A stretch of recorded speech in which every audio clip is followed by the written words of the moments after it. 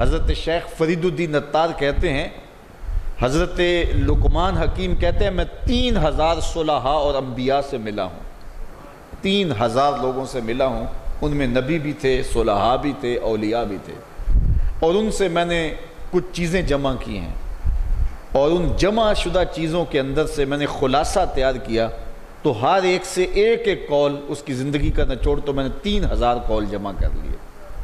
کسی سے 10 باتیں سنی، کسی سے 20 باتیں سنی، پھر اس کا خلاصہ نکالا، تو ایک ایک بات میں نے ہر ایک کی رکھی، تو 3000 کلمات میں نے جمع کیے۔ پھر اپنے بیٹے کو وصیتیں جب کیں حضرت لقمان حکیم نے، تو ان 3000 باتوں کا خلاصہ 100 باتوں میں نکالا، تو کہا یہ 100 باتیں ہیں ان 3000 لوگوں کی زندگی کا نچوڑ، اور ان 100 باتوں میں سے ایک بات یہ ہے کہ جب کسی کے گھر جاؤ تو اپنی نظر کی حفاظت کرو، کسی کے ہاں مہمان جاؤ، کسی کے ہاں ٹھہرو، کسی کے ہاں رکو، تو اپنی نظر پہ پہرا بٹھاؤ۔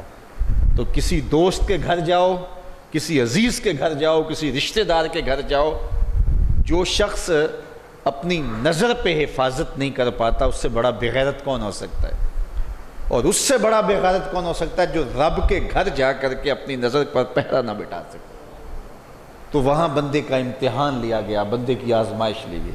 اسی طرح رمضان المبارک کے اندر آزمائش لی گئی کہ حلال چیزیں بھی منع کر دی گئیں، تو جب حلال سے بھی رکا جائے تو پھر باقی زندگی میں حرام سے رکنا کیا مشکل ہوگا۔ لیکن یہ سمجھنے والوں کے لیے ہے، سمجھنے والوں نے پوری زندگی ایسے گزاری جس طرح روزہ ہوتا ہے۔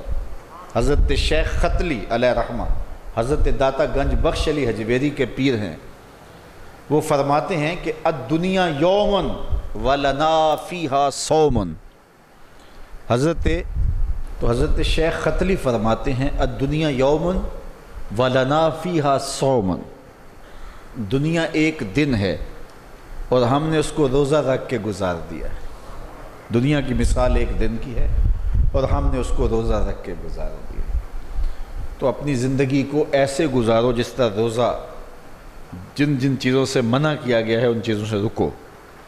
اور یہ روزے کا سبق ہے جو ہر سال 1 مہینے کا ہمیں ایک کورس دیا جاتا ہے، جس میں ہم اپنے آپ پہ غور کر سکتے ہیں اور اپنے اعمال کا محاسبہ کر سکتے ہیں۔